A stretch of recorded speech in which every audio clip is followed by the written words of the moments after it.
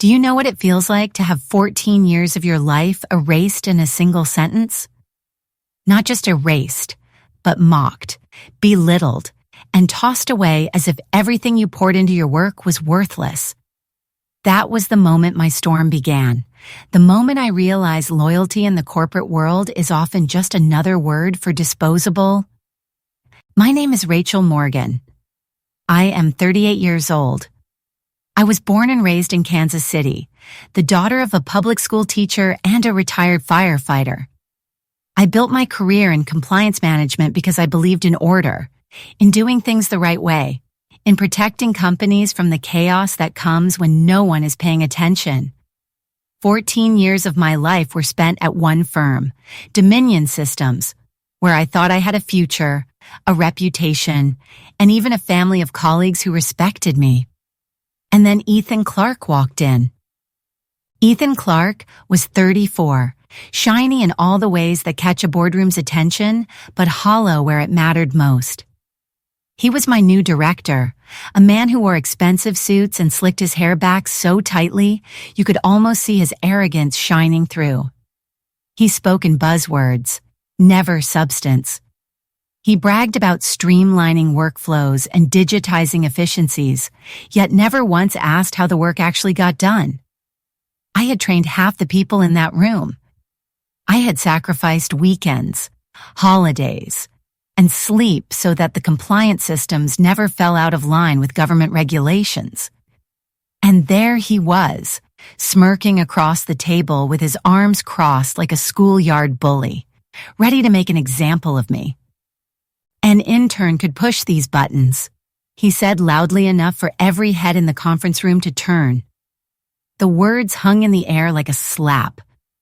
I felt the sting in my chest before I realized I had stopped breathing.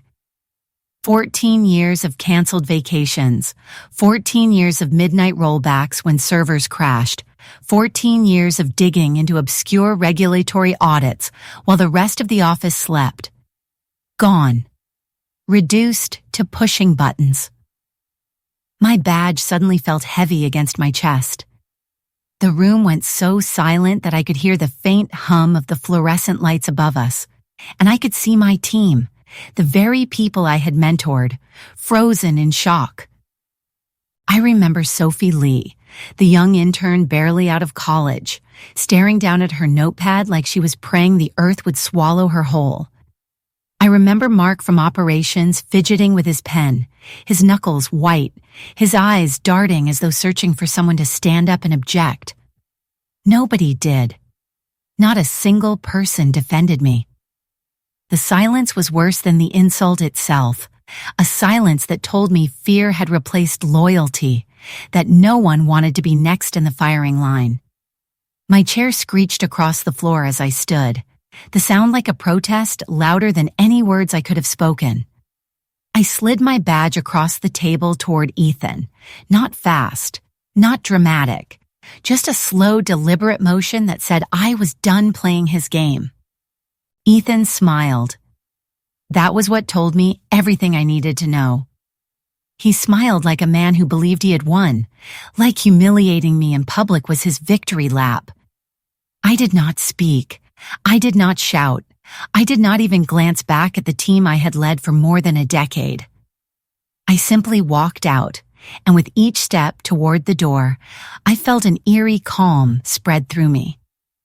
It was the kind of stillness that settles over a field right before a tornado touches down, the kind of calm that is not peace but warning. I could feel the storm building inside me, a storm that Ethan Clark was too blind to see. In that moment, I thought of the nights I stayed until 3 a.m. patching a broken compliance module, while upper management slept in their warm beds. I thought of the government audits I had carried on my shoulders, while directors like Ethan claimed credit for smooth operations. I thought of the time I worked through the flu, shaking with fever, to make sure a deadline did not slip. 14 years, and all it took was one smug sentence to erase it. My resentment simmered, not hot and reckless, but cold and sharp, like ice forming on a lake. He thought I was leaving defeated. What he did not understand was that I was leaving with more power than he could ever imagine. When I reached the door, I paused for half a second, not to look back, but to steady myself, because deep down I knew Ethan had no idea what he had just done. He thought he had fired a replaceable worker. What he had actually done was fire the one person who understood the foundation holding his empire together. He thought he had cut away dead weight. In truth, he had severed the only lifeline Dominion Systems had to keep its federal contracts intact. And I, Rachel Morgan, the woman he dismissed as an overpaid button pusher, was already planning my next move. So yes, I walked out of that room in silence. But silence is not surrender. Silence is the warning before the thunder rolls. And Ethan Clark was about to learn what happens when you mistake quiet loyalty for weakness. I walked out of that room certain of one thing. Ethan Clark believed he had replaced me. That was his first mistake. The second was the person he chose to replace me with. I was halfway down the hall when I heard his voice echo through the glass doors, that smug tone dripping with false confidence. Sophie, you will be taking over Rachel's workflows. Should be straightforward. My hands clenched at my sides, but I kept walking. Sophie Lee was 23, barely out of school, bright-eyed, eager to please, and painfully unprepared for the trap she had just been pushed into. I liked Sophie. She reminded me of myself when I first started, full of nervous energy and the kind of optimism that made you believe hard work could overcome anything. She had shadowed me for exactly 2 days. 2 days of watching me navigate a labyrinth of terminals, encrypted vaults, and compliance modules so complex that even seasoned engineers avoided them. I had seen the fear in her eyes when the system threw error messages in red text, the kind that most people mistook for fatal crashes. She did not yet understand that those warnings were like whispers from an old friend, signals I had learned to interpret over years of caretaking. To Ethan, it was all just buttons. To Sophie, it was a foreign language with no dictionary. And yet she was now expected to speak it fluently. As I stepped into the elevator, I thought about the last time I'd explained Vault 7 to her. That was what we called the compliance system's deepest layer, the part responsible for securing every federal contract Dominion Systems held. Sophie had asked me which portal connected to the master registry. I had smiled gently and told her the truth. It depends, I said. On the day, on the load, on the timing. It is not just about which portal, it is about when you use it. She had blinked in confusion, nodded politely, and written something down on her sticky note as though it were an equation she could memorize. I remember watching her write, Portal A, Master Registry, in neat purple ink. It nearly broke my heart because I knew what she did not. There were no neat equations in Vault 7. There were only instincts, patterns, and scars earned from a decade of trial and error. When I reached the parking lot, I sat behind the wheel of my car, staring at the office windows above me. Sophie was probably at that very moment trying to log in, trying to follow Ethan's careless order to get ramped up. I could picture her frowning at the screen, tapping her pencil against her notepad, whispering under her breath, "Why won't this work?" While Ethan hovered over her shoulder, confident that brilliance could be downloaded into her brain in a single afternoon. He never stopped to ask why the system obeyed me and no one else. He never cared to know how many sleepless nights had gone into creating workarounds that were never written in manuals. Manuals never saved us. People did. The cruelest part was that Sophie would blame herself. That is how the system was designed. When it failed, it looked like operator error. The logs flashed ambiguous messages. The vaults threw cryptic codes, and the screens froze without explanation. She would think she was not smart enough, not capable enough, not ready. But the truth was, she was being set up to fail before she even touched the keyboard. Dominion's leadership had chosen arrogance over knowledge, and they had thrown an innocent intern into the fire as cover. I remember gripping the steering wheel and whispering to myself, "She will drown in work she cannot swim through." It filled me with a strange mixture of anger and sadness. Anger at Ethan for being so reckless with someone's future, and sadness for Sophie, who deserved better than to be used as a shield for his incompetence. For a split second, I thought about walking back inside, about standing behind her shoulder one last time, guiding her hand across the keys, showing her where to look and what not to touch. But then I shook my head. No. They had made their choice. And choices have consequences. I started the car, the engine coughing like it did every morning, and pulled out of the lot. As the skyline slid past my windshield, I knew what was coming. It would not be immediate. It never was. Vault 7 would keep humming along for a little while, long enough for Ethan to convince himself he was right. But then the cracks would form. The sync failures, the rejected tokens, the compliance logs bouncing back unsigned. Sophie would not be able to fix them. No one could, not without my keys, my notes, my understanding. And when the system demanded a signature of record, a custodian on file, there would be nothing. Just silence. Ethan thought I was gone. He thought he had erased me with one public insult. But my name was not erased. It was embedded in the very architecture of the company's lifeline. Every contract, every audit, every filing carried my digital stamp. Without it, the entire structure was a castle built on sand. Sophie could try, bless her heart, but she was holding an umbrella in a hurricane.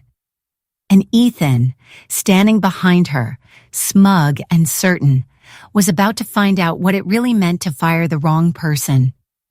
As I drove away, I whispered softly, "Good luck, Sophie. You will need it." Because the storm was not coming for her. It was coming for Ethan, and he would never see it until it swallowed him whole. When I pulled into my driveway that evening, I did not go inside right away. I just sat there in the car, the headlights washing over the garage door, my hands gripping the steering wheel tighter than I realized. My body was still, but my mind was on fire. 14 years of late nights, patching code during power outages, writing workarounds when vendors went bankrupt, holding Dominion Systems' federal contracts together with little more than grit and duct tape. Gone in a single meeting. Or at least, that is what Ethan Clark believed. What he never understood, what no one in that boardroom seemed to understand, was that the system he thought I merely pushed buttons on was not just software. It was me. It lived because I kept it alive. It breathed because I fed it. And without me, it was already dying. I finally killed the engine and walked inside, my house unusually quiet. I kicked off my shoes, dropped my bag on the counter, and went straight to the corner desk where my personal laptop waited. Not the clunky company-issued dinosaur I had left behind on my desk, but my own slim, silver machine. The one that held the real story. Years of private logs, access histories, compliance renewals, and hidden documentation files that I never shared with anyone. Some might call that overprotective, maybe even paranoid. But I had seen too many unexpected layoffs end in midnight phone calls from desperate executives begging for fixes no one else knew how to perform. I learned early on that if you were the only one holding the map, you never had to beg for a seat at the table. I powered up the machine and began my ritual. It was almost calming, like cleaning a weapon after a battle. Click, drag, encrypt, repeat, backing up my personal logs, exporting my compliance renewals, screenshotting the last active admin token. Every action was deliberate, practiced, and quiet. This was not revenge. Not yet. This was preparation. I was no longer Dominion Systems employee, but I was still the custodian of record until my token expired. And once it did, once my signature was no longer recognized, the entire compliance infrastructure would drift into what I had named the uncustodied state. It was a fail-safe I had written myself back in 2019 after a near disaster when a third-party vendor botched a patch. If there was no custodian, then by definition the system could not legally process contracts.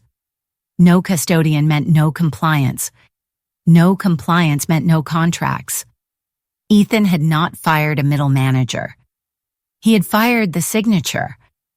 As I worked, my phone buzzed on the desk beside me. A message from an old colleague. "Rachel, what happened? Did you really quit?" Another ping. "Are we in trouble?" I turned the screen face down without answering.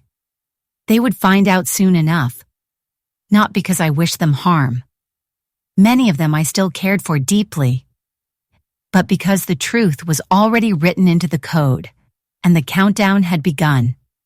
Dominion's leadership had chosen arrogance over caution, and the system would make them pay for that mistake without me lifting another finger. I leaned back in my chair, staring at the monitor's glow. The thing about Vault 7, the compliance core, was that it had a personality. Some people laughed when I said that, but I knew it to be true. Over the years, I had come to understand its quirks, its moods, the little ways it communicated. A false error code that meant nothing more than a temporary hiccup.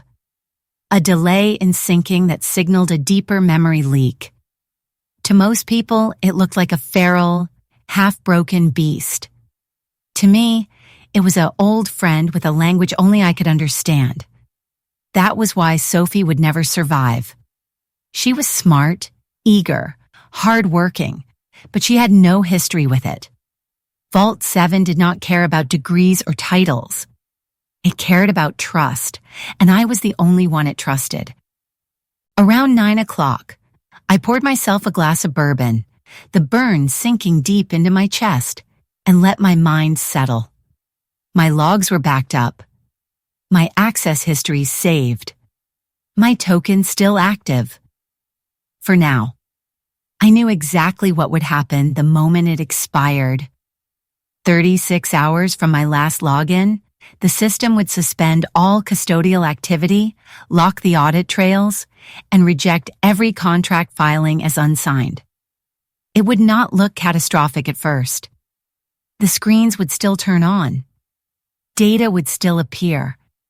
But the heart of the machine would be sealed, unresponsive to anyone without my signature. Dominion's executives would think it was a bug, an error, something IT could fix with a patch. They would try backup tokens, role reassignment requests, and maybe even bribes. It would not matter. Without me, the system would hold the line until federal regulators stepped in. I finished my drink and set the glass down gently, listening to the quiet hum of the backup drive as it whispered its goodbyes. I was not angry anymore. Not in the way Ethan probably imagined. I was calm, almost serene. He believed he had stripped me of power, that by tossing me aside he had proven I was replaceable. But the truth was, the company's fate was already in motion, and I was the only one who knew how the story ended. The irony made me smile, not a cruel smile, but a private one. I did not need revenge. All I needed to do was let the system follow the rules I had written. And so, while Dominion Systems prepared to celebrate their new era of efficiency, I sat in my quiet house, custodian of a storm they could not see. Ethan Clark thought he had cut me out, What he really did was cut himself off from the very lifeline that kept the company breathing. And the best part? The system would not break out of malice. It would break out of obedience. My rules, my code, my system. And soon, Ethan would learn exactly what it meant to fire the one person holding the roof above his head. Monday morning arrived like any other, except this time I did not set an alarm to be at Dominion Systems before dawn. For 14 years, my mornings had been claimed by that building, by blinking terminals and endless audits. But this morning belonged to me. I brewed coffee slowly, savoring the sound of the drip, and for the first time in years, I sat at the kitchen table without rushing. The sun was warm through the blinds, but beneath that calm, I felt the clock ticking. At exactly 8:12 a.m., I logged into my secure console one last time. My finger hovered for only a second before I clicked revoke on my administrator token. The screen went black. No fireworks, no alarms, just quiet confirmation that the system had entered the state I had designed, custodian undefined. Dominion Systems still looked alive from the outside, but inside, a countdown had already begun. I leaned back in my chair, coffee in hand, thinking about the irony. Ethan Clark believed he had replaced me with Sophie, the eager intern. He told the board my workflows were routine and my responsibilities straightforward. What he did not know was that the workflows were simply the surface. The true lifeline was the custodian role embedded in the compliance vault. Without an active custodian, the Federal Registry would eventually reject every signature, every contract, every dollar. And that rejection was no longer hypothetical. It was written in code, in protocols approved years ago, by people who had long since forgotten I was the one who built them. By mid-morning, my phone buzzed with a message from an old teammate. "Hey Rachel, Sophie looks lost. She cannot even access the vault. Did you leave instructions?" I did not answer. Not because I did not care, but because the truth was, instructions would not save them. Vault 7 did not run on manuals. It ran on experience, trust, and the signature that now sat revoked on my private console. Sophie could try until her hands ached, but the system would never open to her. Dominion had chosen arrogance, and now they were watching an intern swing at a locked door with no key. At the office, Ethan strutted into the break room with the kind of confidence that only ignorance can buy. He clapped his hands, told the staff that Melissa and Sophie would be dividing my documentation workflows, and smiled like he had delivered some kind of victory speech. I pictured the look on Sophie's face, the way she would lower her eyes to avoid his gaze, the way her notepad would already be cluttered with questions no one could answer. Meanwhile, Ethan dismissed the first set of error messages she encountered. Legacy noise, he called it. Legacy noise. That phrase made me laugh bitterly into my coffee. Those error messages were not noise. They were the opening cracks in a wall he had just kicked with both feet. By late afternoon, the first real test would come. The system would attempt its regular sync with the Federal Registry. Without a valid custodian token, the sync would fail. It would log the failure quietly, without drama, and then try again. And again. By the third attempt, it would flag the anomaly, placing the company's compliance status under review. I imagined the CTO, Martin Hayes, staring at his monitor in disbelief, his fingers hovering over the keyboard as if unsure whether to forward the message or pretend it did not exist. I knew Martin. He was smart, steady, but cautious to a fault. He would likely bring the issue to Ethan, who would wave it off as a technical hiccup. That was the danger with leaders like Ethan. They never knew when the smoke meant fire until the building was already burning. That evening, I took a walk around my neighborhood. The sky was streaked with orange and violet, and the air smelled faintly of cut grass. My neighbor waved from his driveway, completely unaware that across town a countdown was eating away at the lifeline of a multi-million-dollar company. It felt surreal, like I was living two lives. One where I was just a woman enjoying a summer evening, and another where I was the ghost in a machine, holding the keys to a storm that would break without warning. Back home, I checked my console again. The timer was running exactly as I had written it. 36 hours. That was all Dominion had left before the system would stop pretending everything was fine. 36 hours until the facade of order collapsed into chaos. Ethan believed he had removed a liability. In truth, he had severed the anchor. And now, while he puffed his chest in meetings and reassured the staff with hollow slogans, the silent countdown was ticking louder and louder beneath his feet. I poured myself a second cup of coffee and smiled faintly. This was not revenge. Not really. This was math. This was protocol. This was the inevitable outcome of ignoring the very foundation that had kept Dominion afloat for more than a decade. And the best part? I did not have to lift another finger. The storm was already in motion. All I had to do was wait. Tuesday morning arrived like a whisper before a scream. From the outside, Dominion systems looked normal. The building glowed with fluorescent light, employees shuffled in with their travel mugs, and the air buzzed with the rhythm of routine. But behind the screens, the first cracks had already begun to form.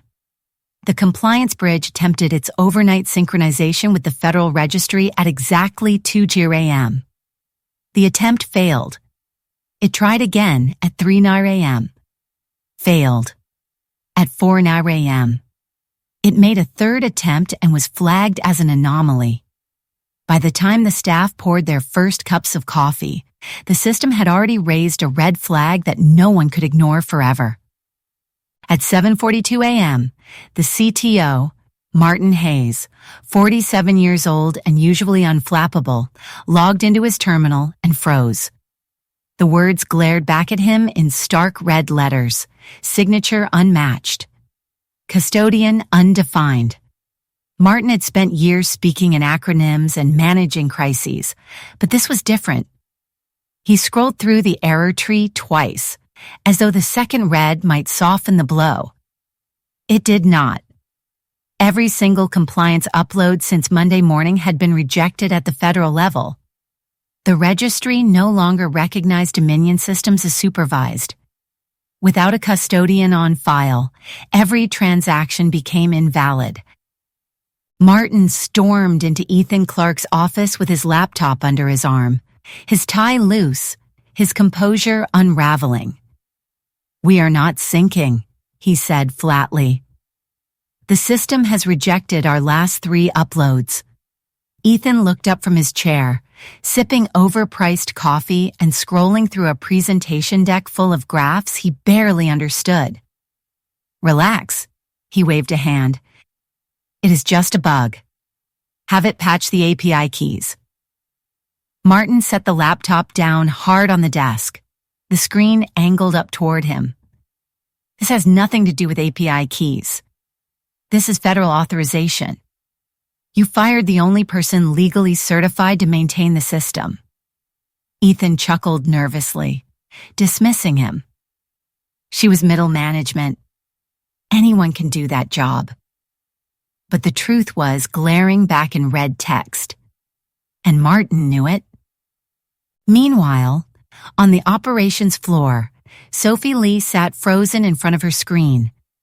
She had been trying for hours to run a standard compliance report, only to be met with a cryptic message: custodian token expired. Role reassignment pending. She whispered under her breath, "I do not even know what that means." Her sticky notes piled higher, filled with frantic questions. She had bags under her eyes after staying late the night before, and now she looked like a soldier sent into a battlefield without armor. People walked by her desk, glancing at her with pity. No one said it out loud, but they all knew. Sophie was drowning. Around 10 a.m., Legal received the first inquiry email from the Department of Energy. Please confirm current compliance officer on file. Recent activity shows unsigned transfers. Half an hour later, another email arrived from the Office of Logistics Management. We are unable to verify the authenticity of your Q3 filings. Has your point of contact changed? By lunch, the questions turned to demands. Contracts worth millions were being placed on temporary hold. Finance began to panic as frozen invoices stacked up like unpaid bills. The air in the office grew thick, voices quieter, footsteps quicker. Even those who had nothing to do with compliance could feel the shift. Something was cracking, and everyone knew it. Back at home, I sat on my porch with a notebook in my lap, watching the wind move through the trees. My phone buzzed with messages I did not open. One from Greg in finance. Rachel, what is happening? Are we in trouble? Another from Jenna in legal. Did you revoke something? Ryan says it is just noise, but this feels bigger. I let the phone buzz until it went silent again. They would learn the truth soon enough. I did not need to explain. I had already done everything by the book. The failsafe was not sabotage. It was protocol. Dominion Systems had chosen not to respect the rules. And rules, like storms, arrive whether you want them to or not. By the afternoon, the building itself seemed restless. Printers stalled mid-page. The elevators groaned as though straining under invisible weight. Even the air felt charged, like the pause before lightning splits the sky. Ethan Clark, still blind to the danger, reassured the staff that modernization always comes with glitches. He said it with a smile, repeating the phrase like a mantra, as though repetition could make it true. But behind his back, eyes darted, whispers spread, and doubt grew louder than his hollow pep talks. That night, as I poured myself a cup of tea, I thought about the irony. 14 years I had spent keeping that system alive, patching its wounds, translating its whispers. And in less than 48 hours without me, it was already rejecting the company that had dismissed me. Ethan had called me replaceable. But the cracks forming inside Dominion Systems told the truth louder than I ever could. And the truth was simple. I was not replaceable. I was the keystone. And when you pull the keystone from an arch, the whole structure eventually comes crashing down. By Tuesday afternoon, the cracks were no longer whispers. They were screams echoing through Dominion Systems, though Ethan Clark still strutted around as if he were in control. I imagined him walking the hallways with that smug little grin, dismissing panicked questions from legal and finance with phrases like just integration hiccups or legacy noise. He did not realize that what he called noise was the sound of a machine gasping for air. And the truth was, I no longer needed to raise my voice, because the system itself was already doing the talking for me. At home, I sat at my desk in the glow of my personal laptop. I had been sipping tea all morning, calm in a way that would have unsettled anyone who knew me in crisis mode. Normally, a compliance error would send me into a whirlwind of terminal commands and emergency updates. But now, I simply watched. The system was doing exactly what I had programmed it to do, and Dominion was playing its part perfectly. Still, there was one step left to seal the fate they had chosen the moment they slid my badge across the table. It was not revenge. It was closure. A final note added to the file. I opened my email client and typed in an address I knew by heart. David Torres, age 52, Federal Oversight Office. David and I had worked together for years. He once sent me a small ceramic squirrel holding a briefcase as a thank you gift when I caught a compliance error before his own office flagged it. He understood the stakes, the burden of signatures, the weight of being the name on file when billions of taxpayer dollars flowed through contracts. If there was one person who would understand what I was about to send, it was David. The subject line was simple: transition void. In the body, I wrote one sentence: per our custodial protocol, please see the attached confirmation. The attachment was a PDF I had prepared days before, dated, time-stamped, digitally signed. It stated clearly, custodian role vacated due to employment termination. No replacement assigned. No drama. No accusation. Just the truth. Once filed with the Federal Registry, it would become irreversible. Dominion Systems would officially have no custodian of record, which meant every contract, every audit, every transaction was suspended until further notice. I attached the file, hovered for one long breath, and then clicked send. The whoosh of the email leaving my outbox sounded almost anticlimactic, like the quiet click of a trigger. That was it.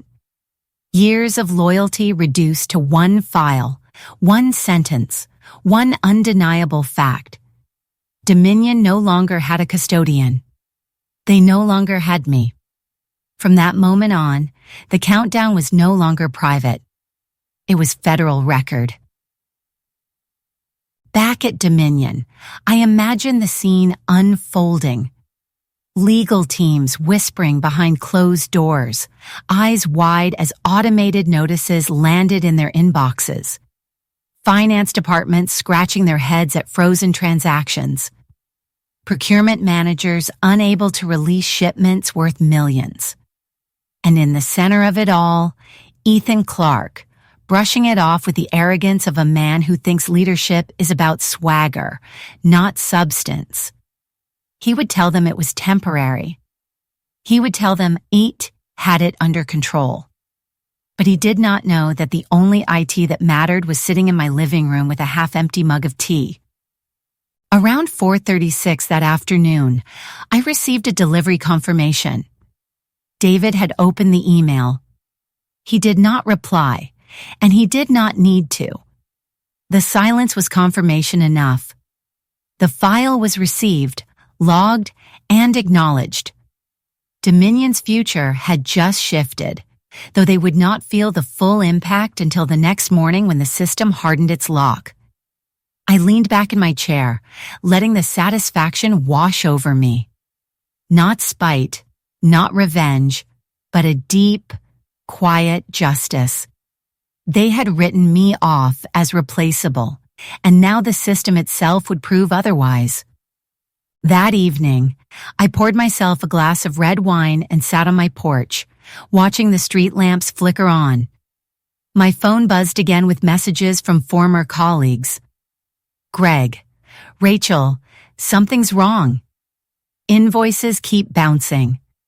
Jenna, please tell me you can fix this.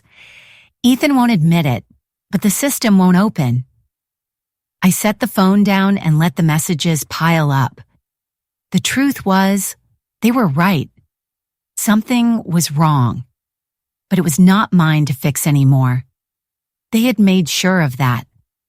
As the sky darkened, I thought about Ethan. I wondered if he was still in his office, tapping his pen on the desk, convinced he could bluff his way through. Or if he had finally started to realize that the intern he had shoved into my chair could not save him. Either way, the outcome was sealed. The storm was not on the horizon anymore.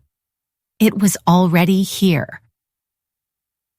And I smiled to myself, not cruelly, but with the kind of peace you only find when the truth no longer needs defending. I had not sabotaged Dominion. I had not broken a single rule. I had simply followed the very protocol they had forgotten I wrote. And now, as the system locked its doors and the feds turned their gaze toward Ethan Clark's empire, I could finally rest. Because the message had been sent, and nothing could stop what came next. By Wednesday morning, Dominion systems no longer hummed with the dull confidence of routine. The building felt jittery, like a nervous animal that knew a predator was near. People spoke in hushed tones. Footsteps were faster, sharper. Even the air seemed heavier. It was not collapse yet, not total, but it was the unmistakable sound of panic beginning to rattle behind the glass doors of every office. The first department to feel the pressure was finance. At 8:15 a.m., a routine renewal for a federal transportation contract was rejected. The system refused to authorize the payment, flagging it as unsigned, $4 million, frozen in digital purgatory. By 9 a.m., the procurement team reported 3 more block transactions. Shipments stalled. Invoices bounced. Legal began receiving emails from agencies that normally sent nothing but dry confirmations. Please verify custodial officer of record. Your filings are missing authorized signatures. Compliance chain invalid. Words like these were enough to make lawyers sweat, and Dominion's legal team was now in a silent frenzy. Through it all, Ethan Clark continued to smile. He told Sophie and the junior staff that these were normal glitches during modernization. He used that word. Modernization. Like it was a magic charm to ward off fear. But no charm could hide the sweat gathering at his collar. Sophie, poor Sophie, was breaking. She sat hunched over her desk, her notepad covered in frantic scribbles. Token expired? 3-factor key? Vault not responding? Her hands trembled as she typed, her eyes flicking between error messages she could not understand. At 23, she was not supposed to carry the weight of contracts worth hundreds of millions. But Ethan had shoved it on her shoulders anyway, and now she was crumbling beneath it. Inside the legal wing, doors slammed and voices rose. Attorneys huddled around laptops, scrolling through error logs that kept repeating the same line. Custodian undefined. Signature rejected. One senior lawyer whispered, "This looks federal." Another muttered, "If we do not fix this, we're looking at suspension notices." They wanted answers, but Ethan offered none. Instead, he kept repeating his mantra. Residual noise, just part of reorganization. His words sounded thinner every time, like wallpaper peeling off damp walls. The CTO, Martin Hayes, had stopped being polite. He stormed into Ethan's office around mid-morning, face pale, laptop in hand.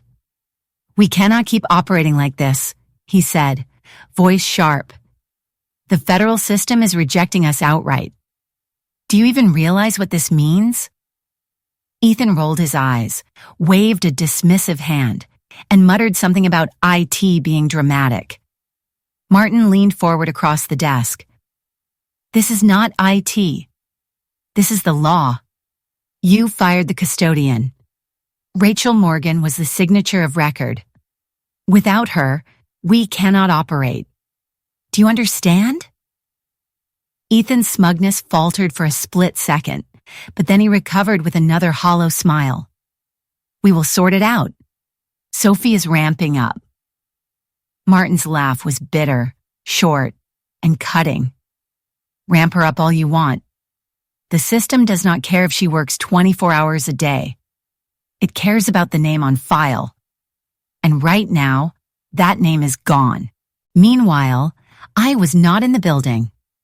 I was at home, sitting cross-legged on my couch, wrapped in a blanket I had crocheted during the pandemic, sipping chamomile tea. My laptop sat open beside me, and I scrolled quietly through confirmation logs. Everything was unfolding exactly as I expected. The errors, the rejections, the panic. It was all protocol. Not sabotage, not revenge, just the system doing what it was built to do when abandoned. My phone buzzed with new messages. Greg from finance. Rachel, is there any way you can step in? People are freaking. Jenna from legal. We are in over our heads. Please, at least tell us what to do. I set the phone back down without replying. This was no longer mine to fix. They had chosen arrogance over caution. And now the price was coming due. By the afternoon, the whispers in the office had turned to dread. The printers jammed more often. Screens froze. The network lagged. It was as though the building itself had caught the infection of panic spreading through its halls. People stopped joking in the break room. They stopped making eye contact in meetings. They began to realize that this was not a glitch, not a hiccup, not something you could patch over with buzzwords. The foundation itself was cracking.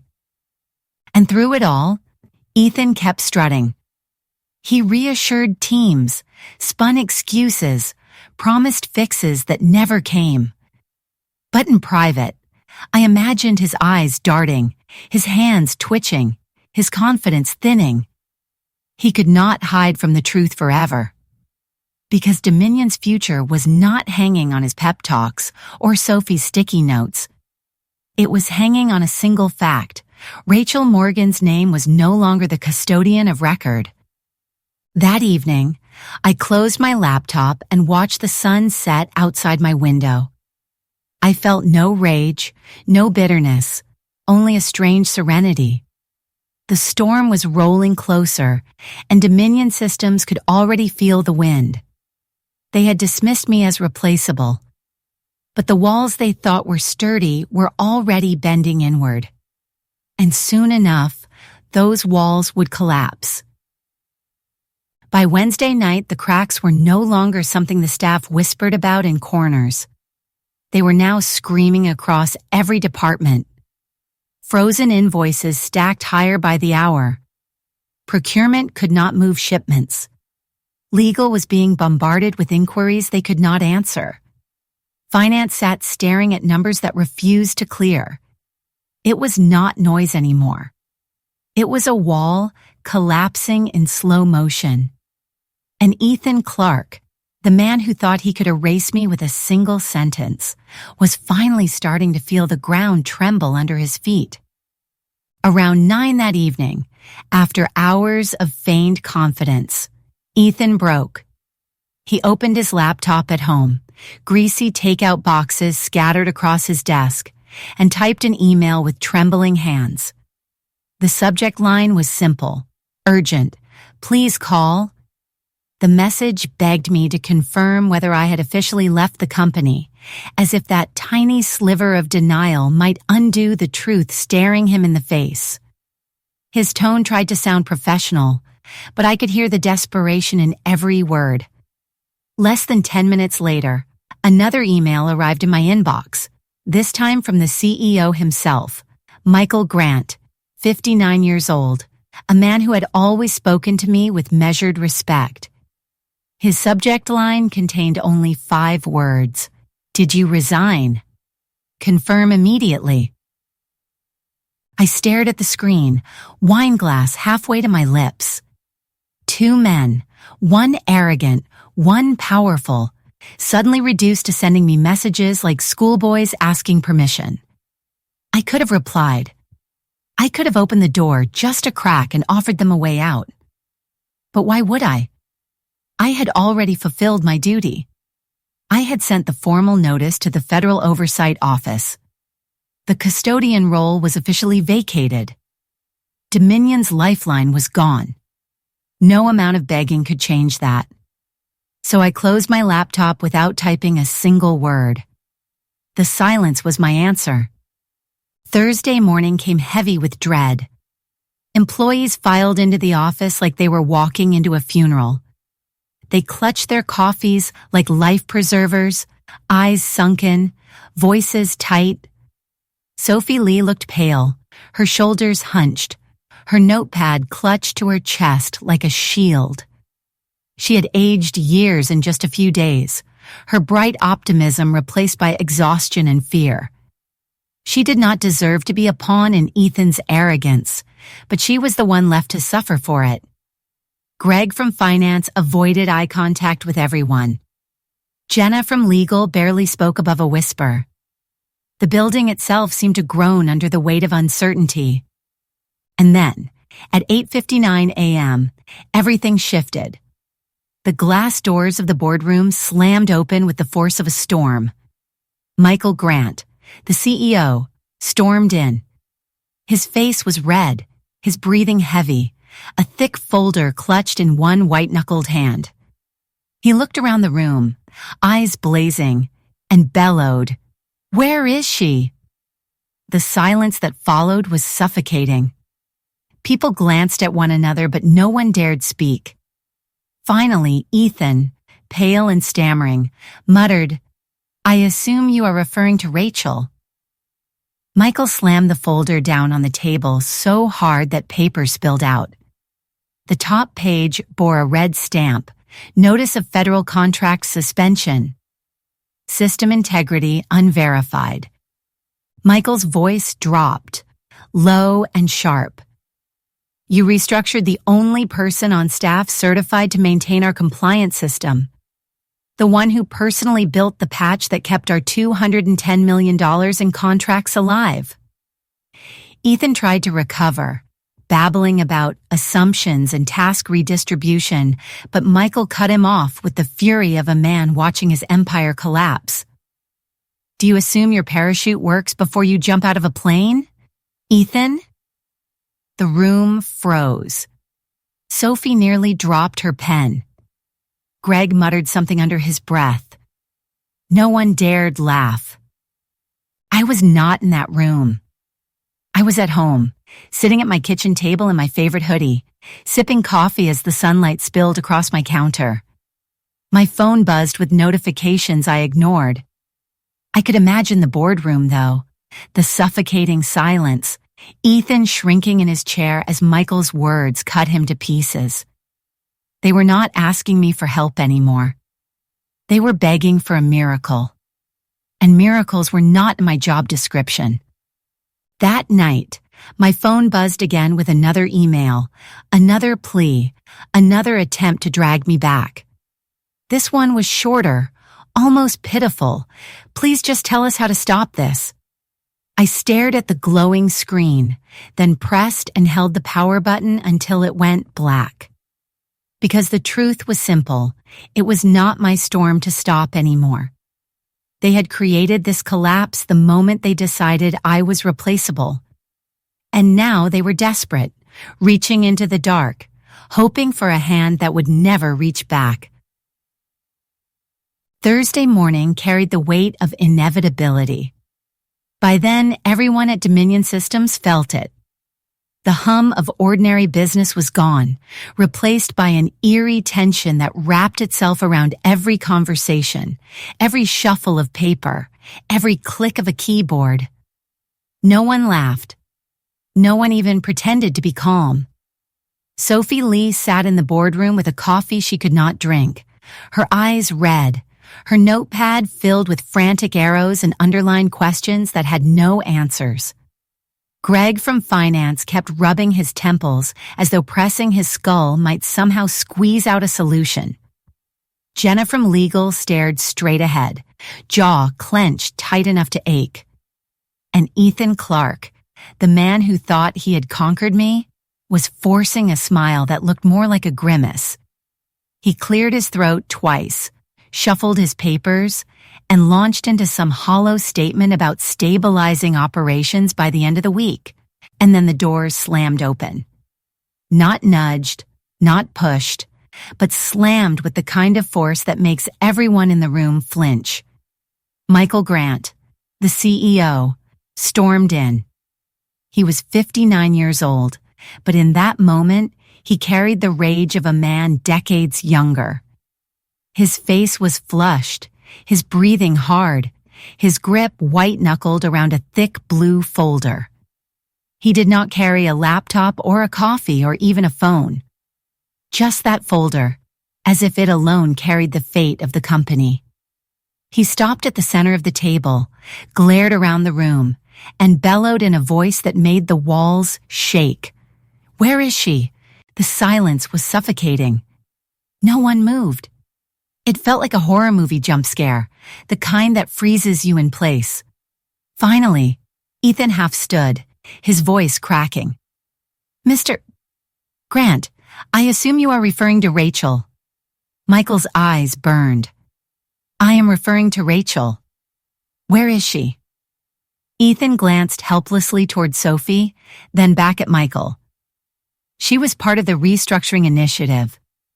We have redistributed her tasks too." Michael slammed the folder onto the table.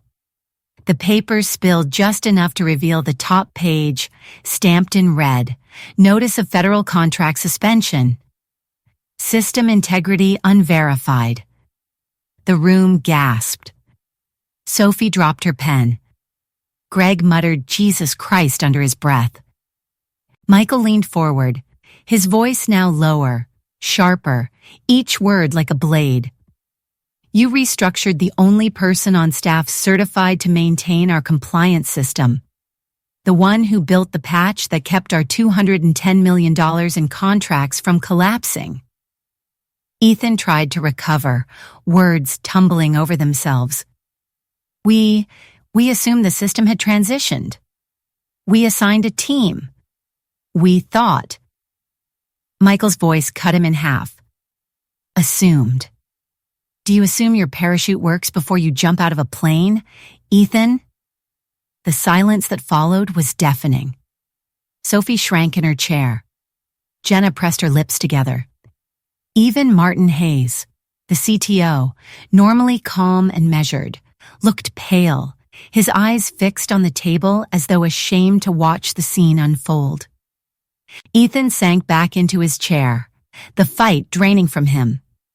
His face, usually smug, now looked small, almost boyish, like a child caught lying with chocolate on his hands. He opened his mouth again, softer this time, almost pleading. "Sir, I did not know." Michael shook his head slowly, eyes still blazing.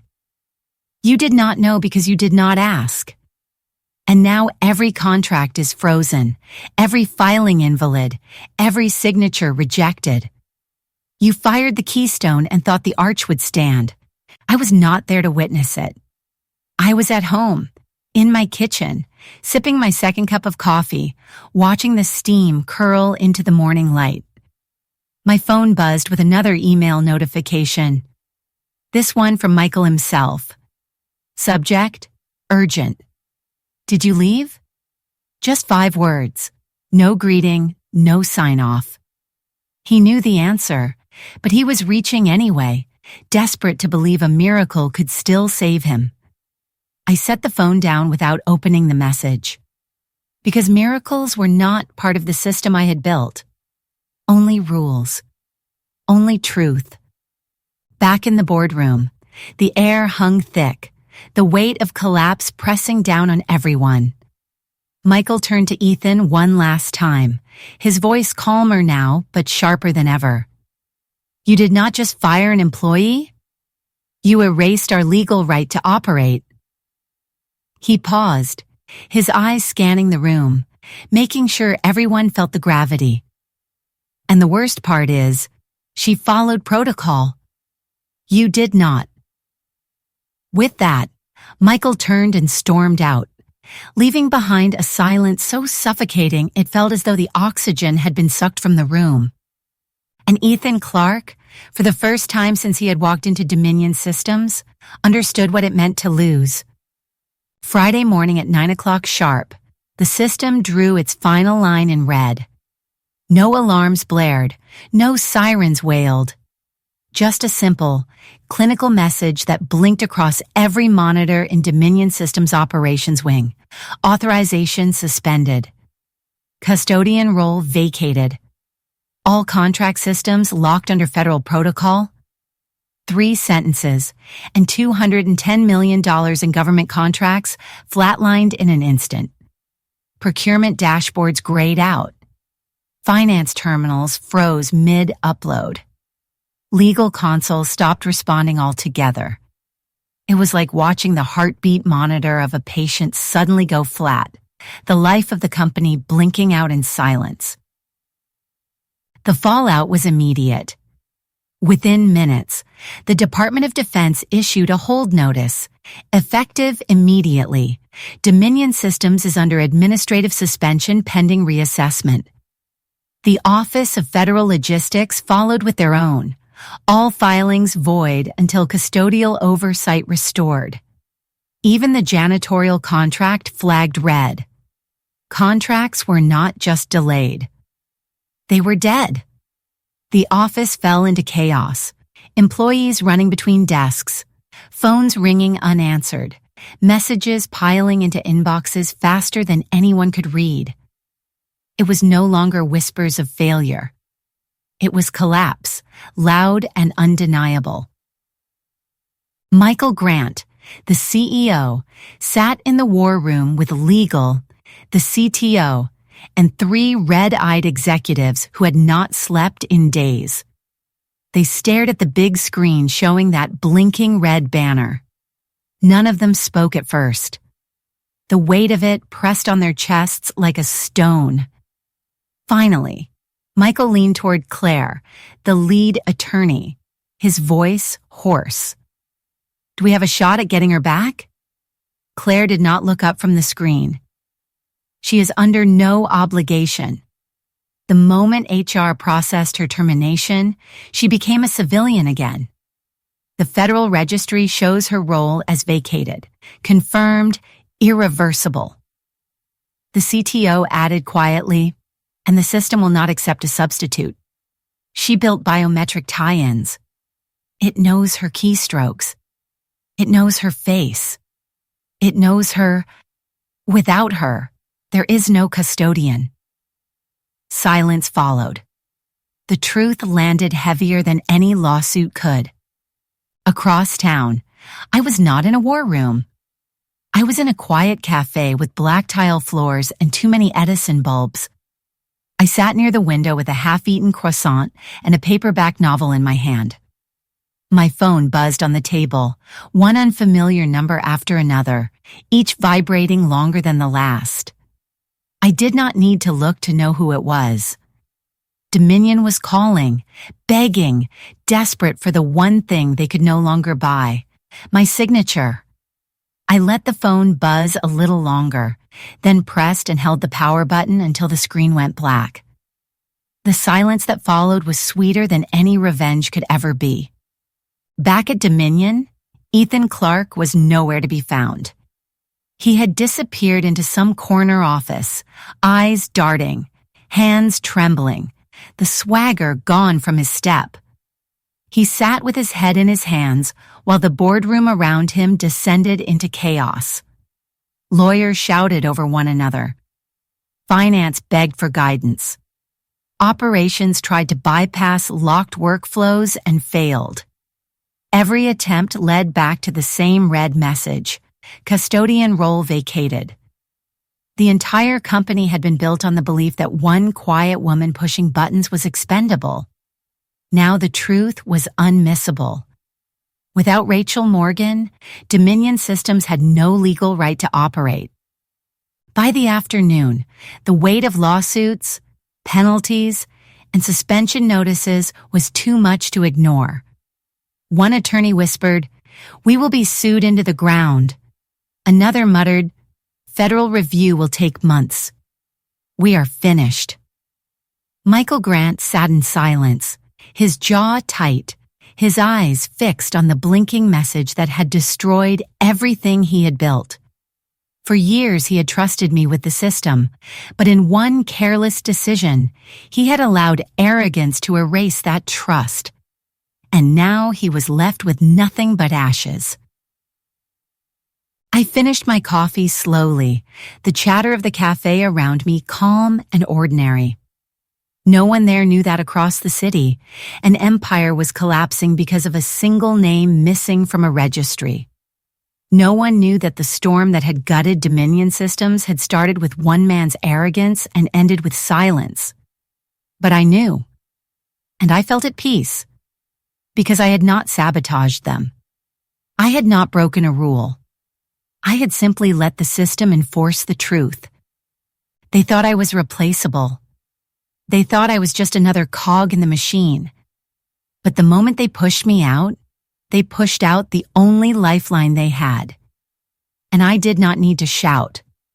I did not need to slam doors or raise my voice. I simply let them walk off the bridge they thought did not need me. And as Dominion Systems collapsed under its own arrogance, I turned the page of my novel, smiled faintly, and thought to myself, sometimes revenge does not require action. Sometimes revenge is silence.